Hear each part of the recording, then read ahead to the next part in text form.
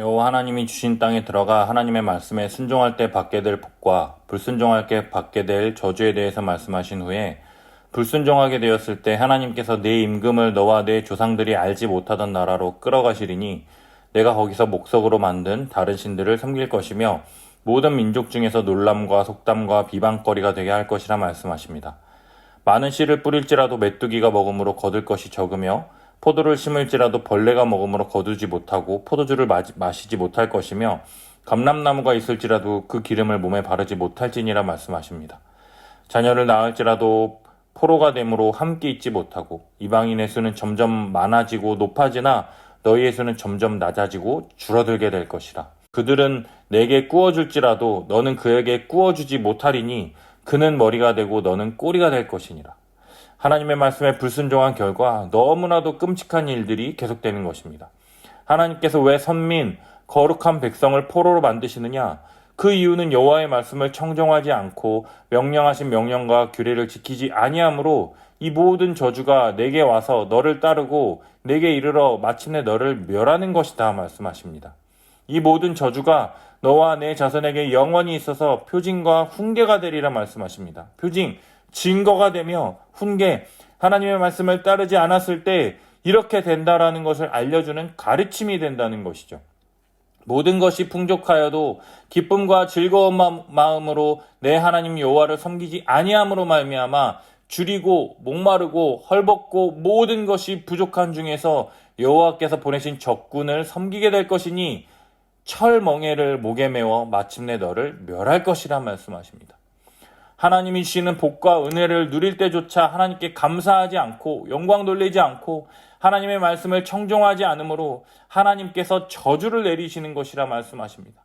땅끝에서 한 민족을 독수리가 날아오는 것 같이 너를 치게 할 것이다.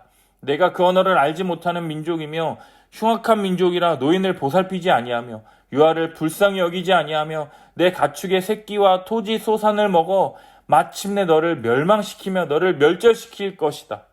그들이 내 성읍을 에워싸고 견고한 성읍을 다 헐며 맹렬한 공격을 받아 곤란을 당함으로 하나님께서 너에게 주신 자녀 내 몸에 소생의 살을 먹을 것이라 말씀하십니다. 성읍 주변을 둘러싸아서 아무도 드나들지 못하게 함을 통해서 먹을 것이 없어서 자신들의 자녀를 잡아먹는 비인간적인 실상이 예루살렘 성읍에 펼쳐질 것이다 말씀하시는 것이죠. 너희 중에 온유하고 부드러운 남자들까지도 그의 형제와 그의 품의 아내와 그의 남은 자녀를 미운 눈으로 바라본다. 잡아먹으려고 바라본다라는 것입니다. 왜 이렇게까지 되느냐? 적군이 맹렬하게 공격하여 그들에게 남은 것이 아무것도 없기 때문에 배가 고파서 자신의 고륙 친척까지도 잡아먹으려는 아수라장이 되게 할 것이다 말씀하시며 자기가 낳은 어린 자식을 남몰래 먹는 정말로 아비규환의 상황이 될 것이라 말씀하십니다. 사랑하는 여러분, 하나님의 말씀에 불순종한 결과가 너무나도 끔찍하지 않습니까?